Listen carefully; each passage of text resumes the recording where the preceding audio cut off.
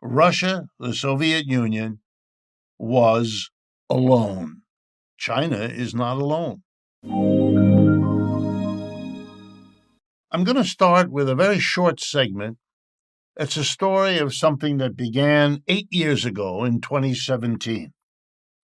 At that time, it was President Trump's first term as president, and he hit China, as we all remember, with tariffs. And about the time he hit them with tariffs, they were, of course, much less then than he is doing now. But when he did it, it was remarkable enough since other countries weren't behaving this way. He also made a point of touring a factory in Pennsylvania, Harrisburg, I believe, in Pennsylvania. And he went in particular to the Ames True Temper plant, which it turned out made 85% of all the wheelbarrows, sold in the United States. So he went to the manufacturing center for wheelbarrows, which every gardener and every farmer needs and uses all the time. And as I say, it was the Ames True Temper plant. Well, a few years later, a venture, or maybe they should be called vulture, capitalist swooped in and bought that company from its original owners. The venture capitalist Griffon Corporation, 2023, bought it. They then did what venture and vulture capitalists often do. Sold it for parts, broke it up as a corporation, and sold the different parts of it for more money than it was worth as a wheelbarrow company. Today, just so you know, the overwhelming majority of wheelbarrows, which still carry the name True Temper, like in the old days of Ames, but they now have under the word True Temper, made in China.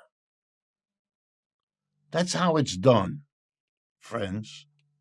And all the statements to the opposite, all the camera pictures taken of Mr. Trump at the Ames True Temper factory was all window dressing for an underlying reality that is exactly the opposite. That has not stopped. That's why I'm telling you the story. Now, some people justify the United States' behavior towards China by using the word Cold War. That is, we are entering or already in a Cold War against China, by which those folks mean we're about to do to China what the Cold War did to our enemy then, the Soviet Union. Now, true enough, the Cold War did eventually contribute to the collapse of the Soviet Union. I don't think there's much doubt about that. And so you can see a kind of logic. The Cold War, in which we surrounded the Soviet Union with military bases, we didn't do much trade with them, we badmouthed them every chance we got, etc., etc., etc., seemed to work to help bring the end of the Soviet Union. So there's a kind of crude logic. Let's do it again, this time to our current enemy, the People's Republic of China. But this crude logic runs up against a problem. The conditions are very different, and I want to go through them because I think it'll show you why a strategy of Cold War, and once again we have bases around the People's Republic of China.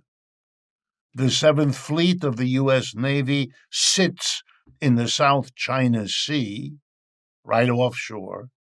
We continue to talk about Taiwan, which has been part of China for hundreds of years, as something that we might not allow the Chinese to take and integrate into their country, even though for most of the last 50 years, the U.S. has agreed that there's only one China, not two of them, and that therefore Taiwan is part of China. But nonetheless, saber rattling happens, and we have alliances directed against China, and so forth and so on. Why, nonetheless, do I want you to think about this argument? After World War I, after the Russian Revolution that established the Soviet Union in 1917, and really again after World War II, Russia, the Soviet Union, was alone. No other countries had a successful revolution. Other countries had these revolutions in 1917, like the one in the Soviet Union. They often called themselves Soviet revolutions. They happened in Budapest, Hungary, in Munich, Germany, in Hamburg, Germany, and so on. But Russia emerged as the only place where such a communist socialist revolution succeeded. And even after World War II, when they did acquire the Eastern European cordon from Poland in the north to Bulgaria in the south, it was a very small group of nations isolated in a bigger world. I'm afraid you can't make the same claim today. China is not alone. China is not the only place where this kind of a revolution has succeeded. North Korea is one. Vietnam is another. Cuba is another. And not only that, the Chinese have worked in a way the Russians either didn't or couldn't to create an enormous alliance, the BRICS, B-R-I-C-S, a reality that gets way too little attention in the United States, perhaps because our alliances are in such bad shape, given Canada and Mexico and Europe, that it's painful to recognize how much better shape the Chinese are with their BRICS alliance.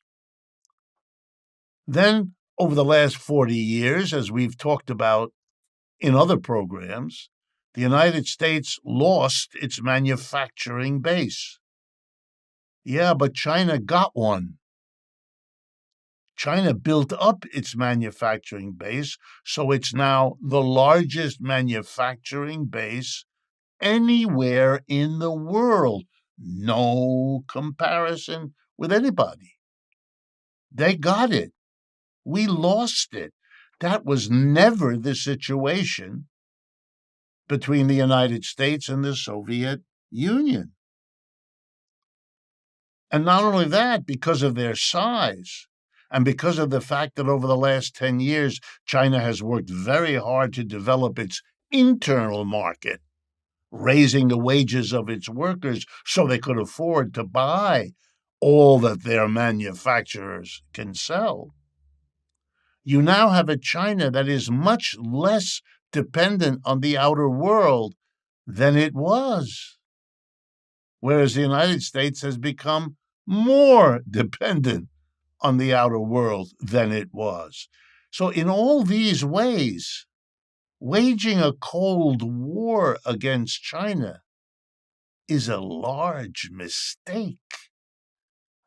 It draws on an equivalence between the Soviet Union before 1990 and China after, and that's not correct in a crucial set of economic variables. And let me summarize it with what ought to be the clincher statistic of them all. The United States, rich country that it is home for 4.5% of the people on this planet. 4.5%. That's what our 330 million fellow Americans amount to.